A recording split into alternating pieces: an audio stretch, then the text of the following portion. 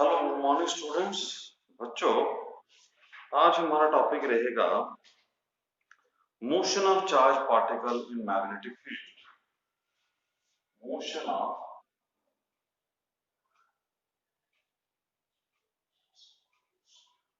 Charge particle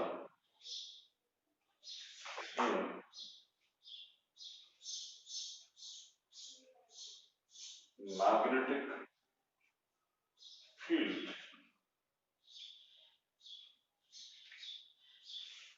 बच्चों, अभी तक हमने पढ़ा है लोरेंट फोर्स। जब कोई चार्ज पार्टिकल मैग्नेटिक फील्ड में एंटर करता है तो उसके ऊपर मैग्नेटिक फील्ड उसके ऊपर फोर्स डालती है, उसका नाम होता है मैग्नेटिक लोरेंट फोर्स। और उसका फार्मूला हमने पढ़ा था पिछले लेक्चर में, F is equal to q v b sine theta. तो बच्चों, आज हम पढ़ेंगे कि इसका क्या क्या पाथ, जब हम चार्ज पार्टिकल मैग्नेटिक फील्ड के अंदर आता है तो वो कौन सा रास्ता, what is the trajectory of the particle when it enters the magnetic field. ये कई बार बहुत इंपॉर्टेंट हमारे लिए बेस बन जाता है। बड़े क्वेश्चंस इस टॉपिक के ऊपर आते हैं, कॉम्पिटिटिव एग्जाम में भी आते हैं। तो जनरल जो छोटे न्यूमेरिकल्स होते हैं, साइक्लोट्रॉन अभी हम पढ़ेंगे। साइक्लोट्रॉन का जो बेसिक है वो यहीं से स्टार्ट होता है। तो सबसे पहले इसको हम पढ़ लेते हैं कि for motion of charge particle in magnetic field. बच्चों, अभी तक हमने पढ़ा है कि मान लीजिए कि अगर कोई चार्ज पार्टिकल मैग्नेटिक फील्ड के बीच में एंटर करता है तो उसकी जो फोर्स पड़ती है वो हमने पढ़ी थी, वो होती है q v b sine theta. ये आपको याद होगा, ये हमने पढ़ा था कि force experienced by the charge particle when it moves with velocity v in a magnetic field b। तो बच्चों, सपोज कीजिए मैं केस फर्स्ट लेता हूं आपको। केस फर्स्ट हम ले लेते हैं यहाँ पर कि मान लो कि ये मैग्नेटिक फील्ड आपकी जो है वो इस तरीके की ऐसे चल रही है मैग्नेटिक फील्ड की डायरेक्शन ऐसे है। ये मैग्नेटिक फील्ड की डायरेक्शन इस तरह। और सपोज कीजिए कि आपके पास एक चार्ज पार्टिकल है क्यू, और वो भी उसी डायरेक्शन में मूव करता है, मतलब उसी डायरेक्शन में थ्रो करता हूं। अब ऐसे समझिए कि ये इलेक्ट्रिक मैग्नेटिक फील्ड है और ये मेरे पास एक चार्ज पार्टिकल है, मैं इसको ऐसे थ्रो करता हूं parallel to the magnetic field. फिर क्या होगा? तो बच्चों, जब ये चार्ज पार्टिकल मैग्नेटिक फील्ड के पैरेलल थ्रो करूंगा तो इसका मतलब कि यहाँ पर वेलोसिटी और मैग्नेटिक फील्ड में जो एंगल बन जाएगा वो कितना होगा? 0 डिग्री। क्योंकि ये जो एंगल होता है थीटा, मैंने आपको बताया था, ये एंगल होता है वेलोसिटी और मैग्नेटिक फील्ड के बीच। तो जब एंगल 0 हो जाएगा तो बच्चों इसको F is equal to QVB sine 0। और साइन 0 कितना होता है बच्चों? 0। इट मींस कि इसके ऊपर कोई भी फोर्स नहीं पड़ेगी। जब इस चार्ज पार्टिकल के ऊपर फोर्स नहीं पड़ेगी तो फिर क्या होगा? आपको पता है कि न्यूटन साइकिल लॉ कहता है कि फोर्स होती है मास इनटू एक्सेलरेशन।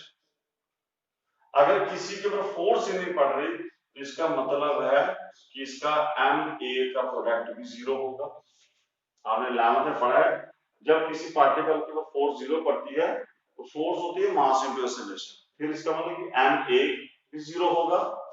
अगर एम ए 0 होगा इसका मतलब कि बच्चों या तो उस पार्टिकल का मास 0 है या उसकी एक्सेलरेशन 0 है। लेकिन ये तो हो ही नहीं सकता, जो मास है तो वो तो 0 है ही नहीं, क्योंकि जो मैंने पार्टिकल फेंका है उसका तो मास है। इसका मतलब कि मास 0 नहीं हुआ तो विच इंप्लाइज, इसका मतलब होगा कि इसकी एक्सेलरेशन ही 0 होगी। तो एक्सेलरेशन 0 बच्चों दो केस में होती है। इसका मतलब या तो वो पार्टिकल रेस्ट में होगा, ये जो पार्टिकल है यहाँ तो वो रेस्ट में है, या वो एक यूनिफॉर्म स्पीड से मूव करेगा।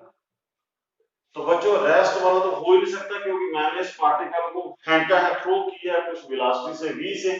इसका मतलब है कि वो फिर एक यूनिफॉर्म स्पीड से ही मूव करता रहेगा। तुम्हारा आंसर आएगा ये कि when A charge particle moves parallel to the magnetic field या through parallel to the magnetic field, then then it will continue to move with a uniform speed, मतलब वो एक कांस्टेंट स्पीड से चलता रहेगा। ये हमने सीखा। अब बच्चों, मान लो कि इस चार्ज पार्टिकल को k सेकंड में, अगर मैं k सेकंड हूं तो मैं क्या करता हूँ कि चार्ज पार्टिकल को, ये मैग्नेटिक फील्ड है, अगर मैं इसको अपोजिट फेंकता हूँ, मतलब कि इसकी वेलोसिटी, ये मैग्नेटिक फील्ड है, मैं इसको अपोजिट, मतलब मैग्नेटिक फील्ड के अपोजिट फेंकता हूँ, तो वेलोसिटी अगर इस तरह होती है तो फिर बच्चों वेलोसिटी और मैग्नेटिक फील्ड में यहाँ पर कितना एंगल आता है, 180 डिग्री। लेकिन आपको पता होगा कि साइन 180 बच्चों अगेन 0 होता है, इसका मतलब कि इस केस में भी इसके ऊपर फोर्स 0 पड़ेगी। जब इस केस में फोर्स 0 पड़ेगी तो फिर वो इस केस में भी वो एक कांस्टेंट स्पीड से चलता रहेगा। तो बच्चों दो केस आपने सीखे कि अगर किसी पार्टिकल को, चार्ज पार्टिकल को अगर मैं मैग्नेटिक फील्ड के पैरेलल फेंकता हूं या एंटी पैरेलल फेंकता हूं, then it continues to move with the same speed in the straight line. ये हमने सीखा। तो बच्चों अब हम नेक्स्ट केस देख लेते हैं इसका, कि नेक्स्ट केस क्या है। सपोज कीजिए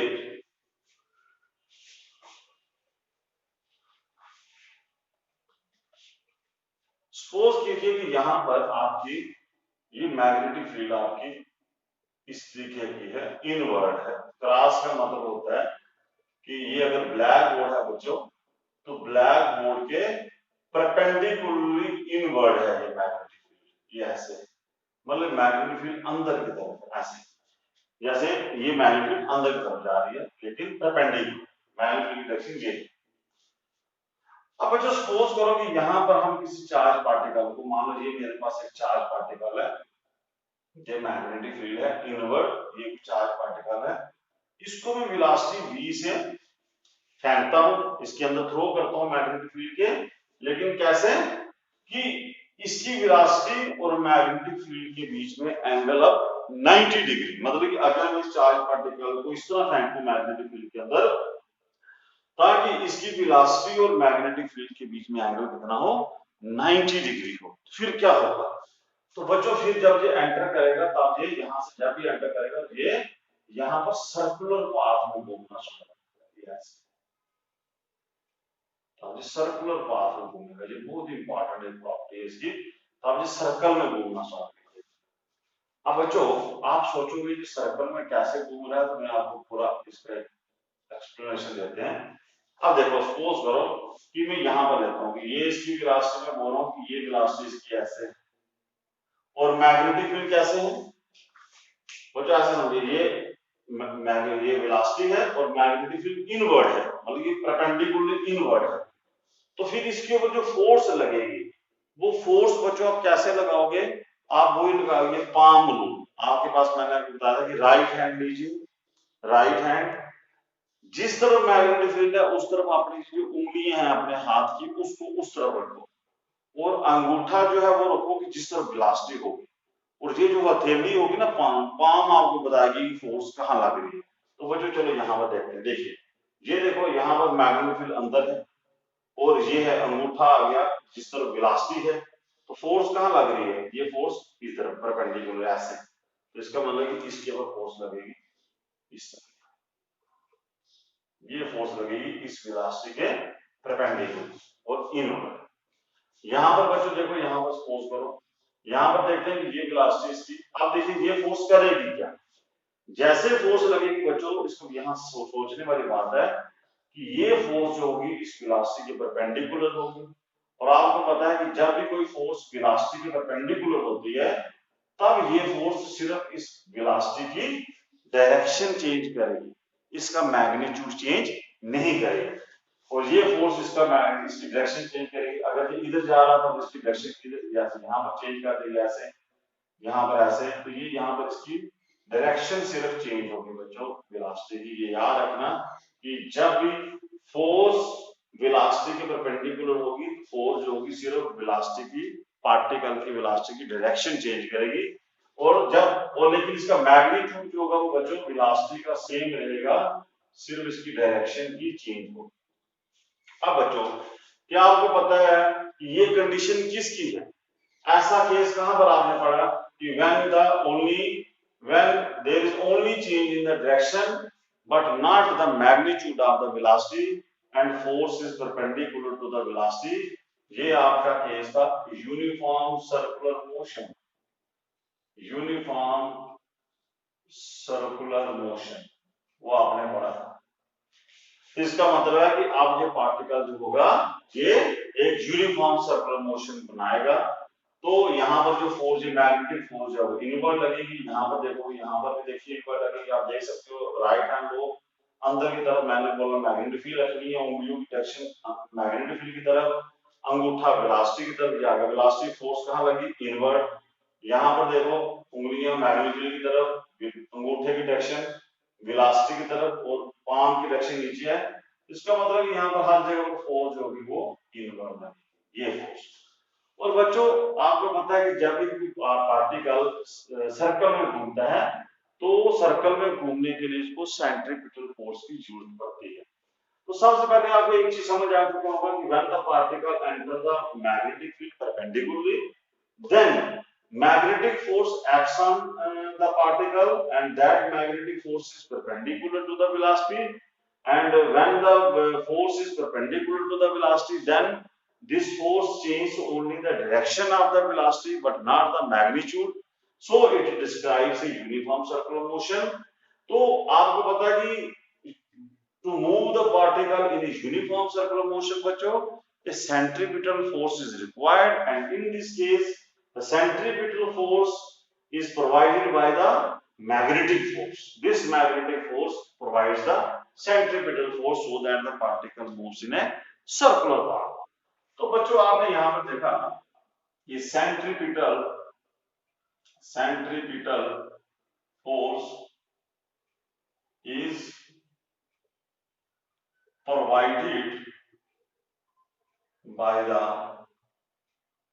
magnetic force. तो बच्चों सेंट्रीपिटल फोर्स का फॉर्मूला आपको पता है क्या होता है? mv²/r। मान लो ये जो सर्कल बना है इसका मान लो ये रेडियस जो है वो r है। सपोज करो कि वो एक r सर्कल का रेडियस बनाता है पार्टिकल, तो सेंट्रीपिटल फोर्स mv²/r हो गया। और वो कौन प्रोवाइड करेगा? ये वाली मैग्नेटिक फोर्स। तो ये आएगी qvb, लेकिन कब?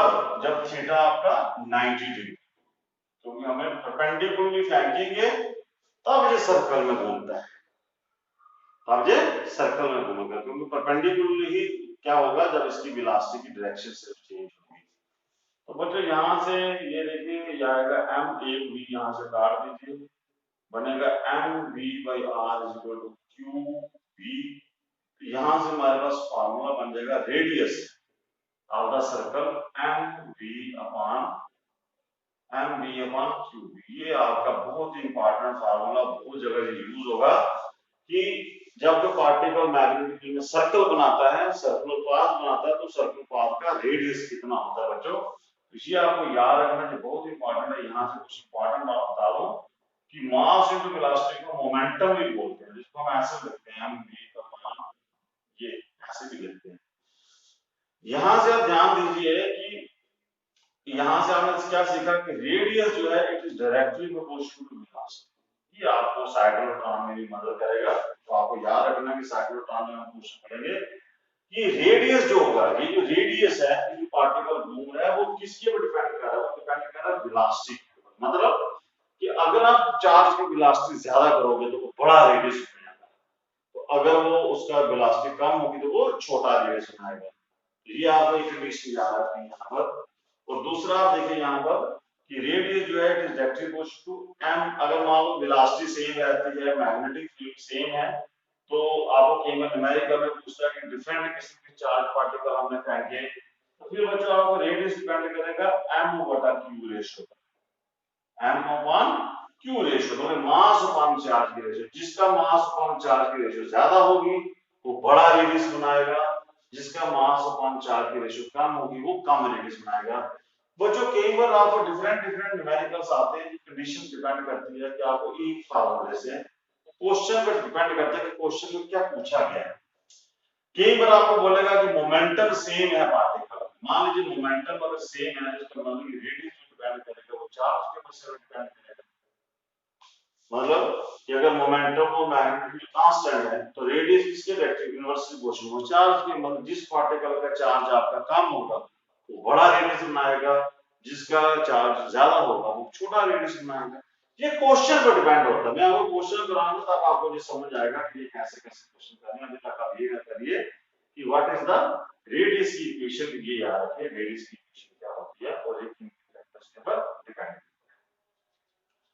तो बच्चों इसको हम रख लेते हैं फर्स्ट इक्वेशन। यहां से अगर आपको पूछता है कि वेलोसिटी की इक्वेशन निकालिए तो वेलोसिटी आप निकाल सकते हो आर क्यू बी पाई। ये आप कुछ फॉर्मूले आप नोट कर लीजिए, फिर ये डिपेंड करता है कि आपको क्या पूछता क्या है न्यूमेरिकल। अब जो आपको पूछता है कि एंगुलर वेलोसिटी बताइए, एंगुलर वेलोसिटी, एंगुलर वेलोसिटी क्या होगा। तो बच्चों आपको पता है कि एंगुलर वेलोसिटी होती है ओमेगा, वो होता है v बाई आर, मतलब कि लीनियर वेलोसिटी अपॉन रेडियस। तो बच्चों यहाँ पर लीनियर वेलोसिटी का ये फॉर्मूला है, तो आप पुट कर दीजिए q v by m divided by radius. तो रेडियस रेडियस कट जाएगा तो आपका आ जाएगा क्यू वी बाई ये। तो यहां से बच्चों क्या समझ आता है, यहां से देखिए कुछ इंपॉर्टेंट पॉइंट मैं आपको बता रहा हूं, ये आपको याद रखने के नेशनल साइड में डाल में कि एंगुलर वेलोसिटी या एंगुलर फ्रीक्वेंसी जो होती है it does not depends upon the velocity and radius. ये बहुत इंपॉर्टेंट एक पॉइंट कि आपको बोलेगा कि linear velocity depends upon the radius but angular velocity does not depends upon radius और ना ही वेलोसिटी ना ही रेडियस। मतलब अगर आपकी वेलोसिटी ज्यादा होती है, रेडियस बड़ा होता है, लेकिन आपको बोलना है कि एंगुलर फ्रीक्वेंसी या एंगुलर वेलोसिटी सभी के लिए सेम हो। ये बहुत इंपॉर्टेंट पॉइंट्स आएंगे आगे यूज होंगे। तो अब देखिए आगे, अब जो आपको बोलता है कि सिंस एंगुलर जो फ्रीक्वेंसी या एंगुलर वेलोसिटी होती है बच्चों, इसको हम ऐसे लिख सकते हैं 2 पाई इनटू एफ फ्रीक्वेंसी, ये फार्मूला है। अब इसका मतलब है कि हम इसको, अभी हमने देखा कि एंगुलर वेलोसिटी का formula q b by m, q b by m है। तो यहां से फ्रीक्वेंसी किसके बराबर आएगी, फ्रीक्वेंसी आएगी क्यू बी बाई 2 पाई। ये देखिए ये हो गया फ्रीक्वेंसी। फ्रीक्वेंसी हो गया कि अगर कोई चार्ज पार्टिकल सर्कल में घूमेगा तो फ्रीक्वेंसी का मतलब होता है कि एक सेकंड में ये कितने चक्कर लगाता है। तो बच्चों यहां पर भी देखिए कि frequency also does not depends upon velocity and radius। ये जीरो के ऊपर होता मतलब होता है कि ये डिपेंड नहीं कर रहा। तो फ्रीक्वेंसी इसका मतलब कि चाहे वो छोटा सर्कल हो, चाहे वो बड़ा सर्कल हो, चाहे वो वेलोसिटी कम हो चाहे ज्यादा हो, सभी की जो फ्रीक्वेंसी होगी वो सेम हो। अब जो टाइम पीरियड देखिए आप यहाँ पर time period, what is time period, time period होता है 1 अपॉन फ्रीक्वेंसी।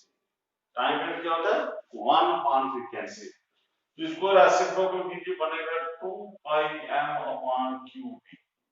तो यहां पर बच्चों फिर देखिए यहाँ पर कि टाइम पीरियड क्या होता है बच्चों, पता है आपको। टाइम पीरियड होता है कि एक सर्कल को पूरा करने में कितना टाइम लगाता है पार्टिकल में, time taken to complete one circle या वन ऑसिलेशन इसको हम बोलते हैं। तो ये देखिए टाइम पीरियड जो है also does not depends upon velocity और रेडियस।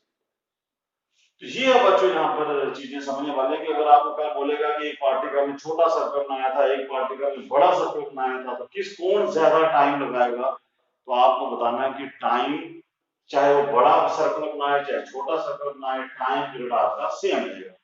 बच्चों कई बार इस तरह के एग्जाम में क्वेश्चन आते हैं कि वो ऐसे क्वेश्चन पूछता है कि prove that when the charged particle enters perpendicularly then the frequency and time period does not depends upon the radius and velocity।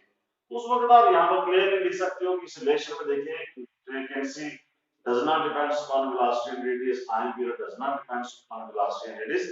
इस तरह बच्चों डिफरेंट किस्म के क्वेश्चंस आते हैं आपको, और मैं आपको कुछ इसके रिकॉर्ड्स करा देता हूँ ताकि आपको थोड़ा सा और क्लियर हो जाए कि इसका क्या मतलब है।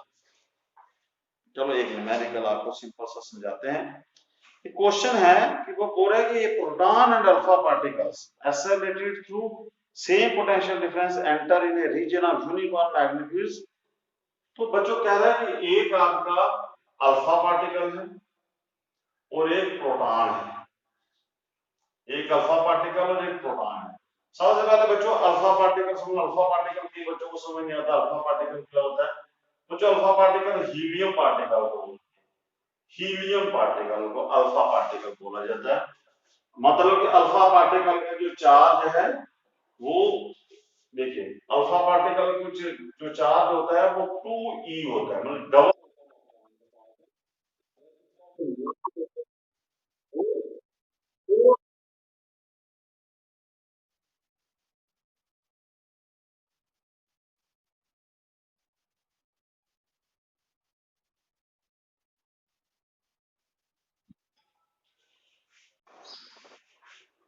तो बच्चों प्रॉब्लम हमारी चल रही थी, क्वेश्चन था हमारे पास, एक क्वेश्चन पूछा गया था जो हम करने लगे थे, बहुत इंपॉर्टेंट है।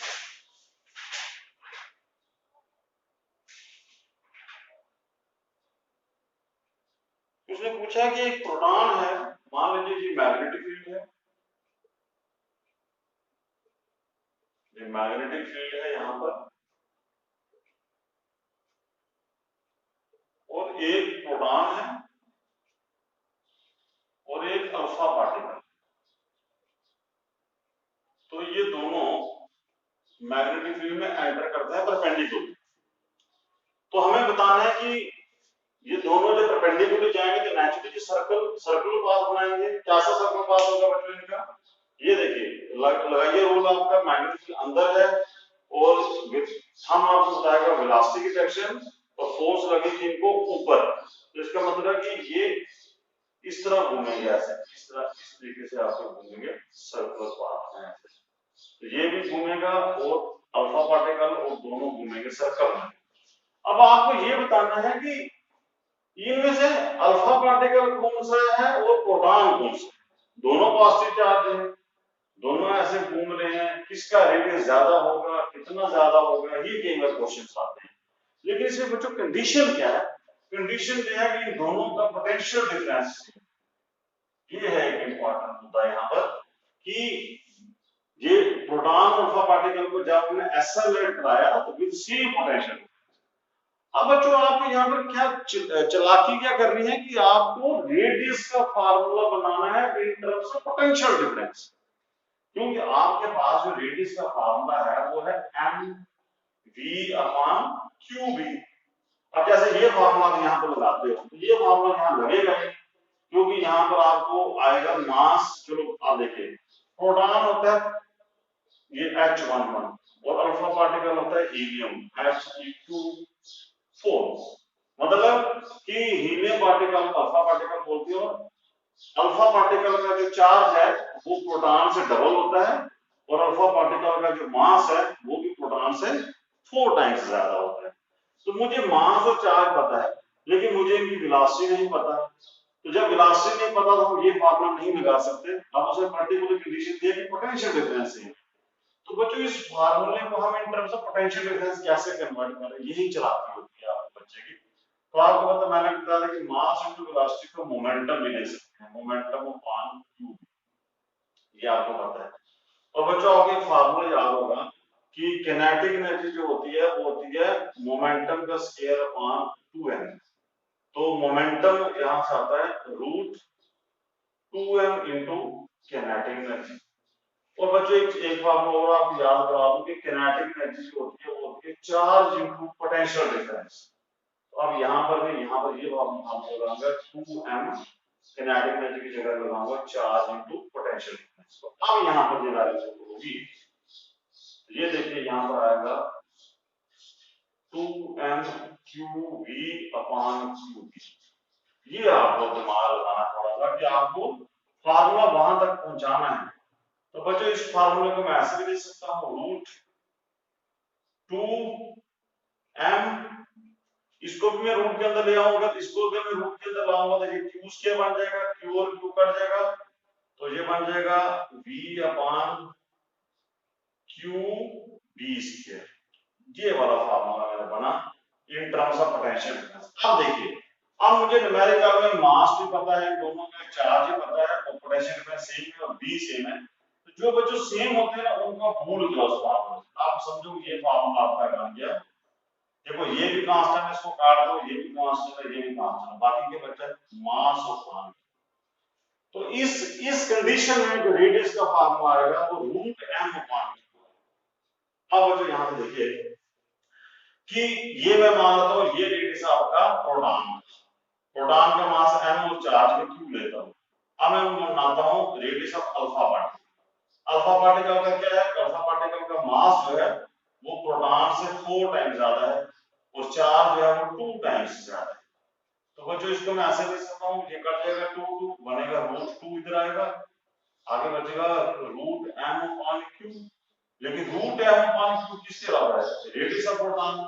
तो मैं इसको ऐसे लिखूंगा root 2 multiple radius of proton. तो हमने क्या प्रूव किया कि रेडियस अल्फा पार्टिकल का होगा वो रूट 2 टाइम्स ज्यादा होगा रेडियस ऑफ प्रोटॉन।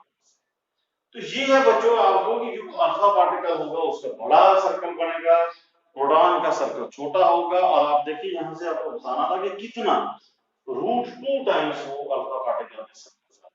ये है बच्चों कि जब आपके नीट के लिए कहीं ऑब्जेक्टिव टाइप आता है तो ये बीच में हिडन क्वेश्चन आते हैं कि आम बच्चे में ये फार्मूला रटा होता है, उसको फिर यहाँ तक पहुंचने के लिए थोड़ा सा प्रैक्टिस करने पड़ते हैं। तो आपको तभी आपको प्रैक्टिस थोड़ी करनी पड़ेगी इन चीजों की आने।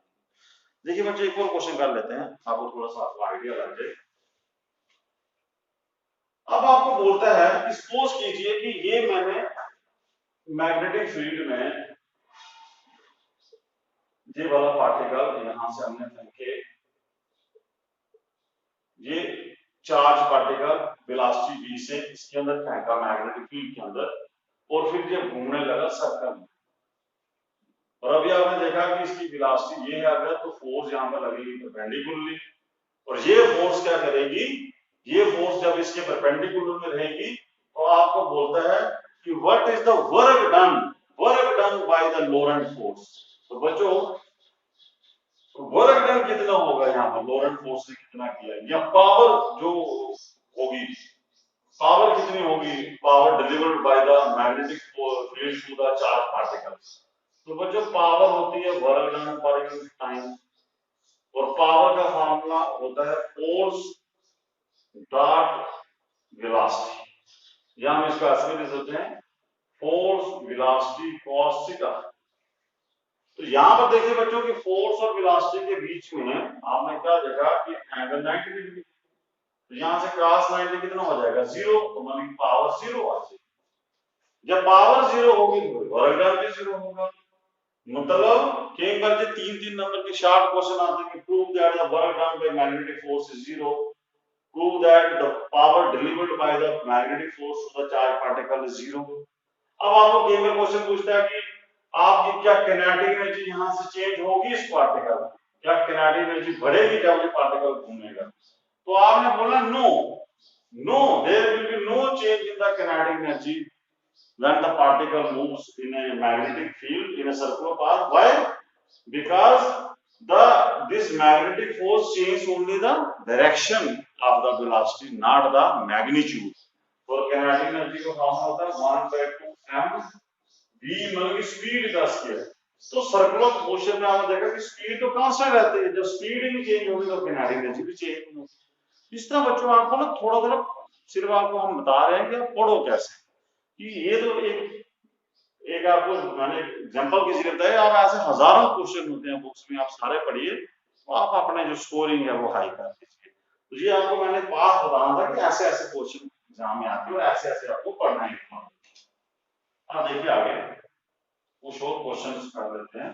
कुछ क्वेश्चन आपके सिर्फ डायरेक्शन से आते हैं, जैसे मान लीजिए कुछ क्वेश्चन आप देखते हैं, सपोज करो ये एक रीजन में बना लेता हूँ, यहाँ पर मैग्नेटिक फील्ड आपकी इनवर्ट, जैसे मान लीजिए ये मैग्नेटिक फील्ड है, ये अंदर की तरफ जा रही है, ये मैग्नेटिक, और वो बोल रहा है कि ये एक, वो बोलता है कि ये ए पार्टिकल है, उसका पाथ ये है, ये ए पार्टिकल है, वो ऐसे ऐसे क्या ऐसे एंटर हुआ मैग्नेटिक फील्ड में, ऐसे एंटर हुआ और मैग्नेटिक फील्ड उसको ऐसे घुमाया। एक पार्टिकल को बोल रही यहां से एंटर हुआ और वो इधर घूम गया, ऐसे बी पार्टिकल एंटर परपेंडिकुलरली हुआ और मैग्नेटिक फोर्स ने उसको उधर घुमा दिया। एक पार्टिकल में बोलता है कि वो सीधा जैसे एंटर हुआ ऐसे आया और सीधा अनडिफ्लेक्टेड चला गया इधर, स्ट्रेट लाइन है, कहीं रिफ्लेक्ट नहीं हुआ, इसका हम सी नाम डाल देते हैं। और एक पार्टिकल बना रहा है वो सर्कल में घूम रहा है, ये सी सर्कल में। तो वो आपसे पूछ रहा है कि प्रेडिक्ट कीजिए इनमें से कि कौन से पार्टिकल्स आपके पॉजिटिव होंगे, कौन से नेगेटिव होंगे। थोड़ा सा जैसे आपको बोलता है पॉजिटिव पार्टिकल कौन सा है, नेगेटिव पार्टिकल कौन सा है। तो बच्चों यहां से आप देख सकते हो कि आप रूल लगाइए, आप रूल से समझाए। देखिए आपको मैंने बोला मैग्नेटिक फील्ड है, पाम रूल ले लीजिए, राइट हैंड निकालो, मैग्नेटिक अंदर की तरफ है, अंदर की तरफ डालो मैग्नेटिक, ये आपका हाथ ऐसे रखो, ए को दर्द देखो, अंगूठा बताएगा आपको वेलोसिटी की डायरेक्शन, देखो ये वेलोसिटी इधर है। तो अब देखो अगर अगर तो ये पार्टिकल होता पॉजिटिव तो देखो थंब कहां, ये एडी की डायरेक्शन कहां, ऊपर की तरफ। तो इसका मतलब कि अगर तो होता पॉजिटिव, इसने घूमना था ऊपर की तरफ, ऐसे ऐसे घूमना है। क्योंकि ये उल्टी डायरेक्शन में घूमा है तो मैंने आपको बताया था कि ये रूल बने हैं, लेफ्ट हैंड रूल हो गया, पाम रूल, ये पॉजिटिव चार्ज के बने। अगर इनके उल्टी डायरेक्शन में कोई आंसर आता है समझ लो कि वो पार्टिकल उसका नेगेटिव पार्टिकल है। देखो अगर मैंने इधर है वेलोसिटी अगर इधर में रखता, अगर तो होता ये पॉजिटिव पार्टिकल, इसने घूमना था ऊपर की तरफ ऐसे, क्योंकि ये उल्टा घूमा है तो इसका मतलब हुआ कि ये पार्टिकल का नेगेटिव पार्टिकल। अब बच्चों इसको चेक करते हैं, ये देखो ये मैग्नेटिक फील्ड है अंदर की तरफ, ठीक है अंदर लगाओ, अंगूठा इधर आ गया, वेलोसिटी देखो ये हथेली मेरी नीचे चलेगी। अगर तो ये पॉजिटिव पार्टिकल होता तो इसने इसने ऐसे घूमना था ऐसे नीचे, क्योंकि ये उल्टा घूमा है तो इसका मतलब है ये भी नेगेटिव पार्टिकल है। ये देखिए ये तो घूमा ही नहीं कहीं तो इसका मतलब ये न्यूट्रल है। अब ये देखो जिस सर्कल में घूम गया है इसका मतलब कि ये देखो ये मैग्नेट अंदर है, वेलोसिटी इसकी इधर है, तो इसको देखो ये सर्कल में तभी घूम सकता है कि अगर ये फोर्स इसके ऊपर परपेंडिकुलर लगे ऐसे, ये वेलोसिटी है ये फोर्स लगे, सर्कल में घूमा इसका मतलब यही पार्टिकल सिर्फ पॉजिटिव। तो इस तरह बच्चों कई बार क्वेश्चंस आते हैं एग्जाम में कि आपको पाथ दिए जाते हैं, ट्रैक्स दिए जाते हैं, ट्रैक्स को आइडेंटिफाई करके हमें बताना होता है कि कौन से पार्टिकल्स हैं, पॉजिटिव कौन से हैं, नेगेटिव कौन से हैं। ये भी बहुत इंपॉर्टेंट है हमारी साइंटिफिक रिसर्च में काम आता है ये इस तरह की चीजें। तो आगे देखिए कुछ और क्वेश्चन देख लेते हैं, एक और क्वेश्चन करते हैं इसके साथ ताकि आपका थोड़ा सा कॉन्फिडेंस बन जाए, ताकि आप क्वेश्चन छोटे मोटे कर पाओ। देखिए बच्चों एक और दिया उसने कि उसने बोला कि ये मतलब कि आपकी मैग्नेटिक फील्ड है, ये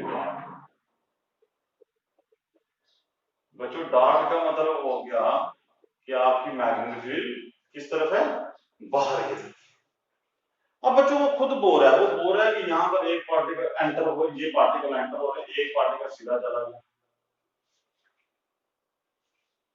एक पार्टिकल ऐसे मूव गया, एक पार्टिकल ऐसे मूव।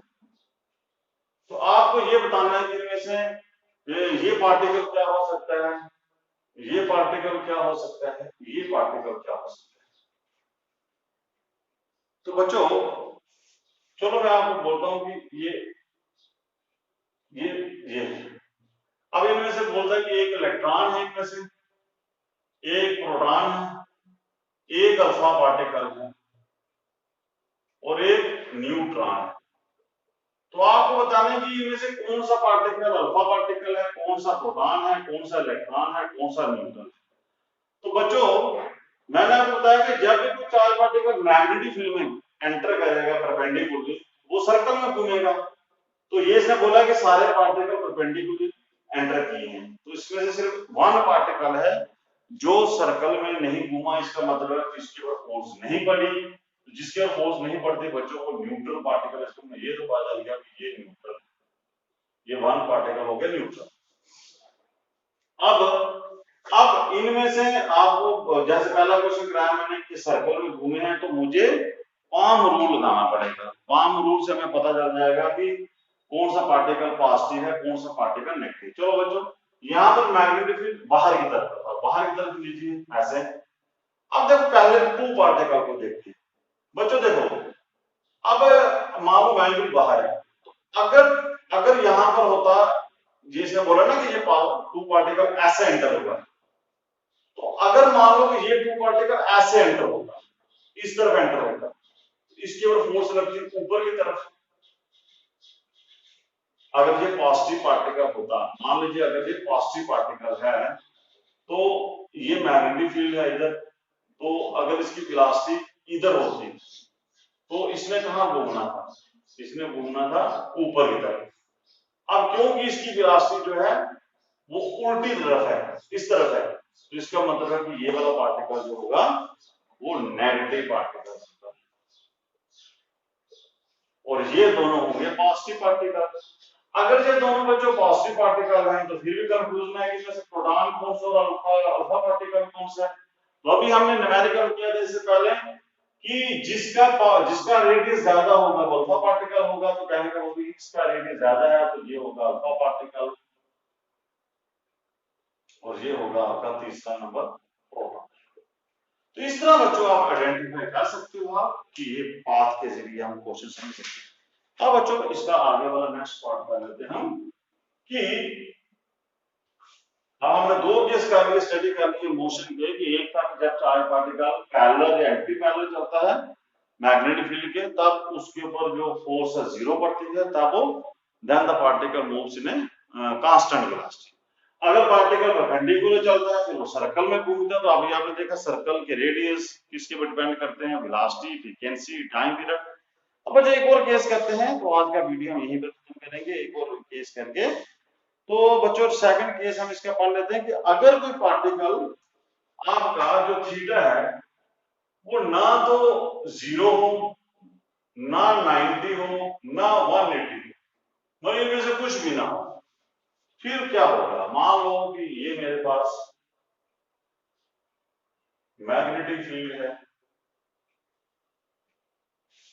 तो बच्चों मान लो कि ये है मेरे पास एक चार्ज पार्टिकल जिसकी वेलोसिटी कुछ थीटा एंगल बना रही है मैग्नेटिक फील्ड के साथ, और ये थीटा 0 भी नहीं है क्योंकि 0 होगा तो वो स्ट्रेट लाइन घूमेगा, 180 होगा तभी वो स्ट्रेट लाइन चलेगा, अगर 90 होगा तो वो सर्कल में घूमेगा।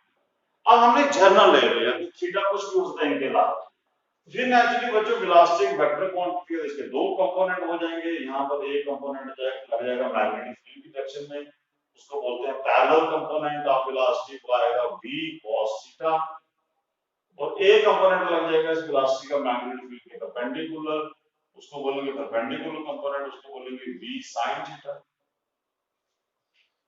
तो बच्चों अभी हमने पढ़ा कि अगर वेलोसिटी मैग्नेटिक फील्ड के पैरेलल होती है तो इस केस में पार्टिकल जो होगा वो स्ट्रेट लाइन में चलता रहेगा, मतलब कि v पैरेलल वेलोसिटी के कारण ये पार्टिकल स्ट्रेट लाइन में चलता रहेगा, क्योंकि इसके कारण इसके चार्ज पार्टिकल के ऊपर कोई भी फोर्स नहीं पड़ेगी, क्योंकि जब वेलोसिटी और मैग्नेटिक फील्ड में एंगल 0 है तब हमने पढ़ा कि इसके ऊपर कोई फोर्स नहीं पड़ती, तो वो उसी वेलोसिटी से चलता रहता है।